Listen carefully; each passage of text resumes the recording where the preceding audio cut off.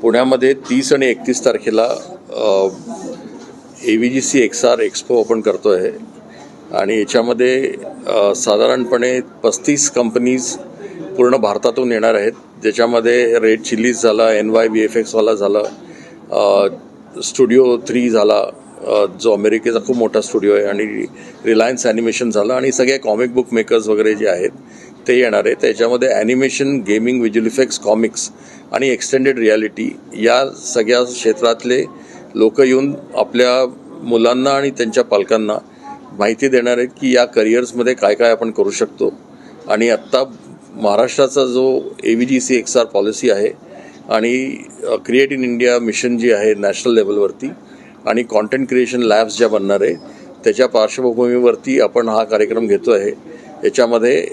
Careers कसे बनवता येतील, त्यांना कुठल्या कुठल्या एरियाजमध्ये स्पेशलायझेशन करता येईल, आणि ते बिझनेस टाकायचा असेल तर कशा प्रकारचा बिझनेस टाकू शकतात ह्याच्यावरती आपण त्यांना मार्गदर्शन करण्यासाठी हा कार्यक्रम ठेवलेला आहे. या प्रदर्शनाचं संपूर्ण उद्दिष्ट हे आहे की भविष्य काळामध्ये इंडस्ट्री 4.0 म्हणून जी आपण काही संकल्पना मांडतोय किंवा आता जे अस्तित्वात येते करून देणे, हे या प्रदर्शनाचं खरं तर मुख्य उद्दिष्ट आहे. या नव्या तंत्रज्ञानामुळं आणि माणसाच्या सगळ्या सुविधांमुळं उद्योगांचं स्वरूप बदलतंय, गरजांचं स्वरूप बदलतंय, आणि त्या दृष्टीने या प्रदर्शनाचं एक वेगळं महत्व आहे. यासाठी आजच्या पत्रकार परिषदेला संबोधन करतो की त्यांनी या ठिकाणी सगळ्यांना आपले हे जो कार्यक्रम आपण 30-31 ला करणार आहे याचं देश इकॉनॉमी ज्याचा उल्लेख माननीय प्रधानमंत्र्यांनी केला, आणि नंतर न्यू एज कॉन्टेंट क्रिएटर्स आहेत, म्हणजे जे आता सध्या शाळेत शिकतात आहे किंवा कॉलेजमध्ये शिकतात आहे, त्यांना नेमकं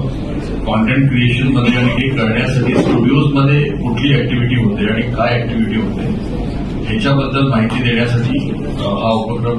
करण्यात येतो आहे. की एक नवीन कोर्स घेता येतोय क्रिएटिव्ह आर्ट्स, परफॉर्मिंग आर्ट्स आणि डिझाईनचा, आणि तो 12वीपर्यंत राबवता येतो. तसं फिजिक्स, केमिस्ट्री, मॅथमॅटिक्स अशी बायोलॉजी करून तुम्ही मेडिकलला जाता,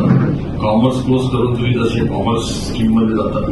तसाच आपल्याला डिझाईन आणि मध्ये काय काम असतं, काय करावं लागतं आणि त्यासाठी काय आपण शिकायला पाहिजे ह्याच्यासाठी ही